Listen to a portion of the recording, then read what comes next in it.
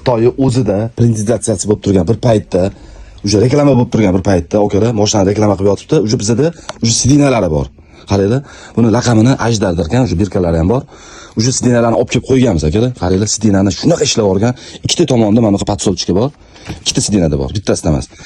Bunda nima desa bo'ladi? Massaj, abdu bu uchun yengillik emas. Ko'rasizlar, qanaqa knopka. Nima navorot kerak bo'lsa bor. Samolyotda biznesidagi ham yo'q narsalar ham bor bunda. Sidinasini biznesda, samolyotda biznesidagi sidinalardan navorotidan kuchli, to'g'rirog'i. Aytolmanu, massaj, abduflar bu uchun oddiy narsa. Ikkita tomonda atamanki, bu yoqda bitta atamanki, bu yoqda katta atamanki, ko'rasizlar? Okalar sidinani lekin ishlab olgan, Xitoylar ishlab olgan. Shunaqa komfort bo'yicha sizlar uchun olib kelib qo'yganmiz, inshaalloh.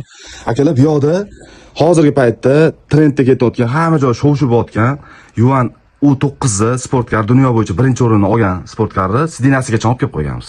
Ko'rasizlar? U9 original sidinasi. Lekin bunisi rostakasini 603 original AMG'si. Bu juda ham mana limited editiondan chiqqan sidinalardan bittasi.